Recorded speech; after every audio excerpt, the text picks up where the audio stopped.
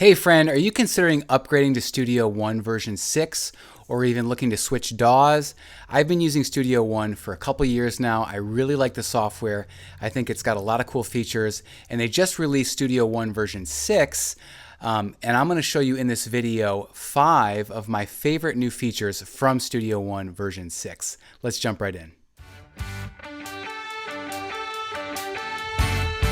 All right, before we get started, I want to encourage you to download my free 5-step home recording guide.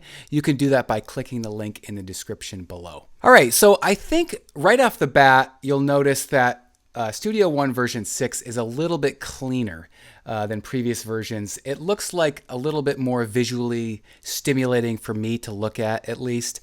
And the first thing I want to talk about, the first feature they have is their lyric sheet. And this is really cool, especially if you're like a singer-songwriter. You go over to here and you can open this window up. This is the lyric window, and this is a song I wrote, and I just copied and pasted some of these lyrics right into this. Just super cool, super handy. So if you're recording, you can just sing along or even play chords along. They also have a grid feature, a rhythmic grid, so you can align the words to the beat of the song. Very powerful, very useful, I think. The second feature I want to talk about is their new movie window. Okay, so in previous versions of Studio One, you could upload a movie, but it would only be one movie. Now what you can do is upload multiple movies, and you can edit them, you can cut them, you can merge or splice them, and then I'll export them just using this export to video. And what it will do is it will export all of the audio you have, and it will sync it right up to the video. So it's really cool. It integrates right in with Studio One, and it's really helpful if you're doing like film scoring, any kind of audio, film audio kind of stuff like that. Super powerful. Okay, so the third feature that I want to talk about is their new Pro EQ 3. So what they've done is they've built into this like a multi-band dynamics. Basically, there's a little button here, D and S, and what this is if you can solo out a certain frequency, and then you can basically add a compressor to that frequency. It's really cool. So I have it here on a kick drum, and you can hear that frequency. So when I mic'd this kick drum, some of the snare drums sound bleeded into that. So that's what you can hear here. So what I want to do is I just want to like take out that snare sound. So I've added this compressor down here. I've compressed that signal and just reduced it by lowering the threshold. Check it out. So what it does is it's really taken that and just lowered that sound, and you can see that it's being compressed right here. Okay, so every time this plays, let me sync this back up again.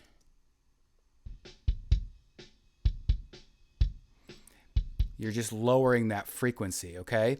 So just really, really cool feature that I think they've added with this Pro EQ. You could do it for vocals, you could do it for drums.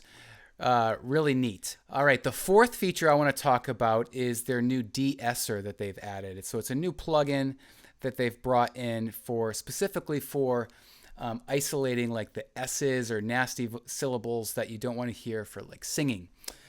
So I'm going to solo out a vocal track on this same song and let you hear it. This is the De-Esser. Okay, so it looks like this.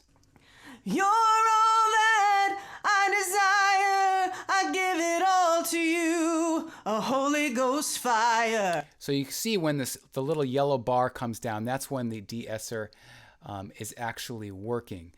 So let's listen to it without the De-Esser and then with the De-Esser, just so you can hear it. When the singer sings like Holy Ghost fire, there's a kind of harsh S's there. So this is without it. Give it all to you, a Holy Ghost fire. So let's put that in now back with it. To you, a Holy Ghost fire. So you can just hear that it softens just that syllable of the S, which just makes it's just super easy to use. I think that you probably could do this with the Pro EQ, but it would be a lot more finessing and just trying to find that specific frequency. But this this plugin just does that really great. The last thing that I want to talk about is they've added a new feature, a customization feature of how, Studio One actually looks. One of the things about Studio One is that there's a lot in here. There's a lot of windows kind of all open at the same time. And what they've done is they've allowed you to just either by ones they've pre-made right here, minimal. Let's check that out. So that just takes off all of these buttons down here, some of the ones off at the top. If you want to do just audio editing, it just puts the audio ones that you need. And what's cool is you can also custom one, so you can kind of make one and basically like put in whatever thing you want to have down here to be showing, and it just makes it a little bit more user friendly. If you don't want to see, if you don't need a lot of those buttons and they're just in your way, you can just get rid of them and make it a simpler interface kind of for you to look at. All right, so those are my 5 favorite new features. I hope you found this video helpful. Leave a comment below and just let me know, what some of your favorite features are for Studio One, and I'll see you in the next video. Take care.